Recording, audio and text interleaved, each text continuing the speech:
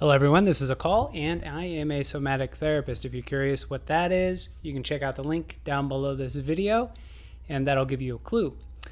So today I want to cover the topic of desire.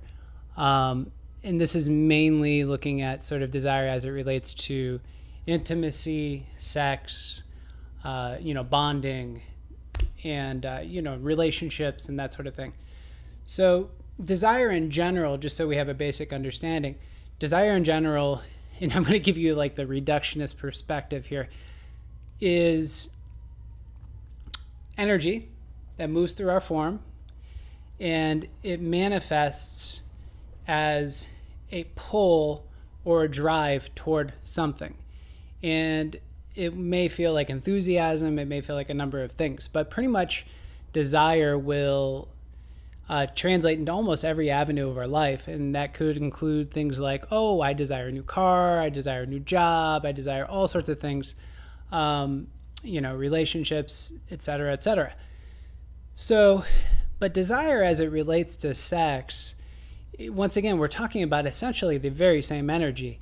As all these energies move through our form, they simply differentiate at each one of these sort of quote unquote chakras or energy centers, and they're translated through the mental emotional field as a particular dialogue. So, for instance, desire as it manifests in the sexual area of the body comes across as horny.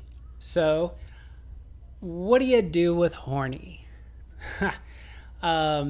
Most of us have kind of an autopilot when it comes to horny or desire as it relates to sex.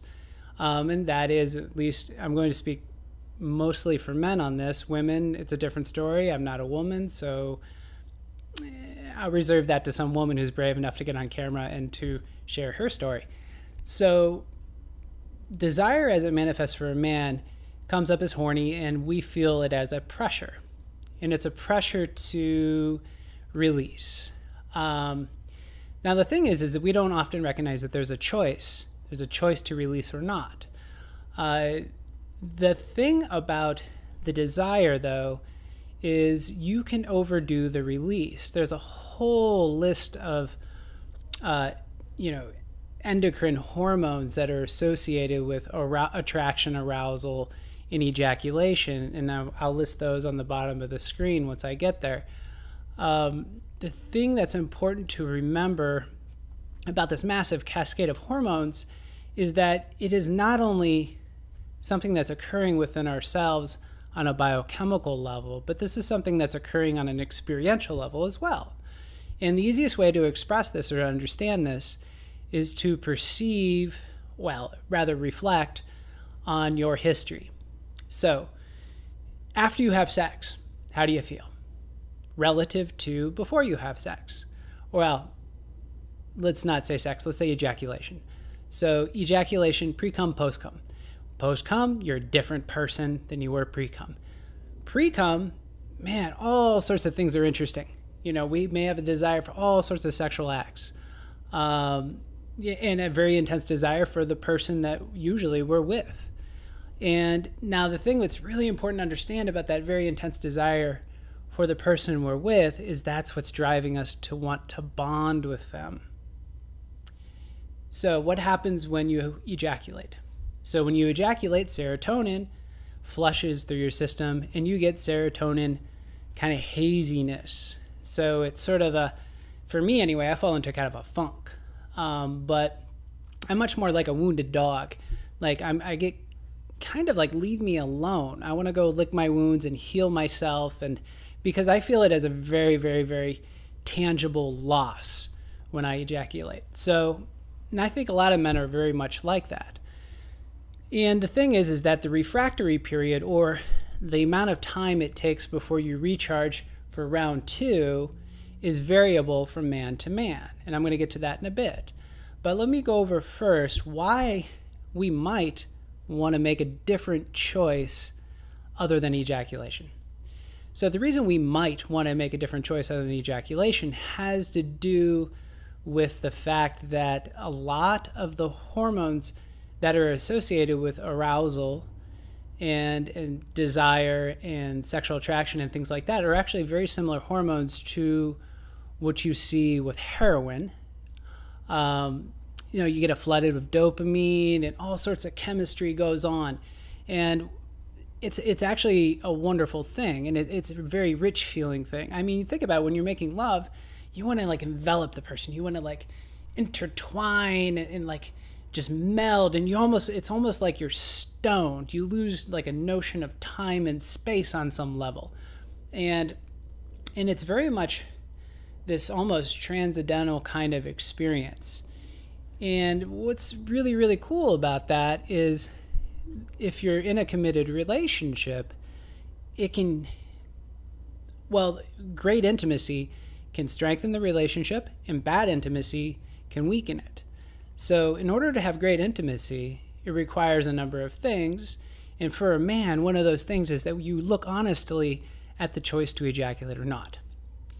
Because if you're really, really like melding with someone and it's rich and it's intense, and, but at least in heterosexual circles, when a man ejaculates, the woman doesn't feel it the same way. Like a woman's like basking in the glow after she has an orgasm. A guy's like, just tired, wants to go to sleep, wants a cigarette or food, or wants to get high or drink or whatever it is in order to sort of bring up good feelings again. But a woman, she's just glowing. So the question is why can't a man just glow? We can. We can just glow. So if you choose not to ejaculate during sex, and let's say you just like, I'm done, let me roll over, relax, and just enjoy and bask in the glow and continue cuddling and being sweet and rich. And, this sort of approach, you could have sex all night as long as you know your edge. So it's also vital because both of you at this point are now basking in this wonderful biochemistry, and it will strengthen a relationship. Assuming there isn't all sorts of messed up going on in your sort of mundane existence around finances and, work, leisure, balance, and all sorts of other issues that tend to doom relationships. But in the case, just strictly from looking at it from an intimacy perspective, it's kind of a kiss of death in some ways for a man to ejaculate. And now consider that you're doing this on a regular basis. Let's say you're ejaculating every day. What that means is you are never balanced. Your biochemistry is never normal. It's because the energy starts to build up. The biochemistry starts to shift back to the norm. And for some men, that refractory period that I mentioned earlier can be up to a month in some studies, but I would say in general, it's anywhere from 3 to 7 days. This is the sort of refractory period before your biochemistry starts reaching a normal point. What's important to remember about that is that as this energy starts to build back up again, it starts to bring back desire. And so we get stuck in this pattern of like, desire rises, I can't handle the pressure, and release.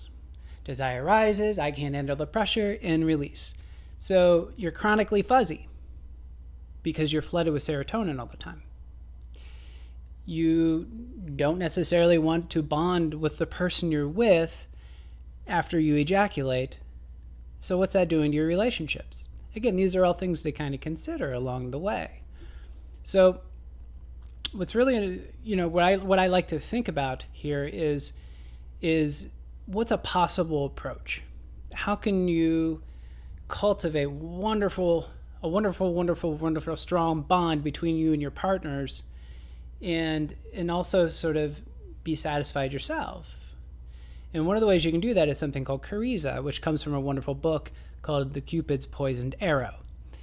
Cariza, well, I don't want to get into the history of it. It's not actually, the woman who wrote Cupid's Poisoned Arrow didn't make it up. It's something that's much more ancient. But the thing to remember about Cariza is that the idea here is that you would, every evening you get naked with your partner and you touch, you massage, you caress, you tenderly kiss, but you don't have sex. you build it up. So throughout the course of the week, you're doing this day after day after day after day. Day 7 comes around, you have sex. And it's monumental at that point because you build it up, you build it up, you build up, you build it up, you build it up. And it's just, by the time you make love, it's rich. It's very, very rich. So you're literally, once again, being flooded with all this wonderful biochemistry. What's one of the other things I want to kind of talk about is this idea of what happens when a man ejaculates, let's say during masturbation. And it's also in general. So the ancients are very generic. Let's say the yoga folks, the tantra folks, the Taoists, all the ancient wisdom there's always this message in a lot of the ancient practices that a man needs to retain his sexual energy, his potency, his vitality. And this is very true for a lot of reasons. One of the things they say, though, is that a man loses his root when he ejaculates. So when you lose your root, what they're saying here is that in ejaculation, you release, your energy shifts, you're no longer interested in your body. Before ejaculation, you're all sorts of interested in your body. The sort of various sensual zones in the body, the nipples and the all tender, thin-skinned areas around the elbows, I don't know, whatever gets you off. Your feet, I don't know. But again, when you ejaculate, the interest wanes and you become preoccupied with something else. So that's what they mean by you lose your root, is you disconnect from the physical form. Now, how does that translate into your everyday life? Well, it's really, really important that every man, again, this is my opinion, that every man feels centered and comfortable in his own skin. If you feel comfortable in your own skin, you've got confidence. Confidence is here. Most men, myself included, function from here and their dick. It's after you start to retain the energy and you connect with it and you feel it and you bask in that biochemical glow, that sort of dopamine rush, and you would simply allow it, you don't deplete it, that the heart becomes more tangible. So with that said, I appreciate you guys listening to this video, and I hope all is well. Take care. Bye-bye.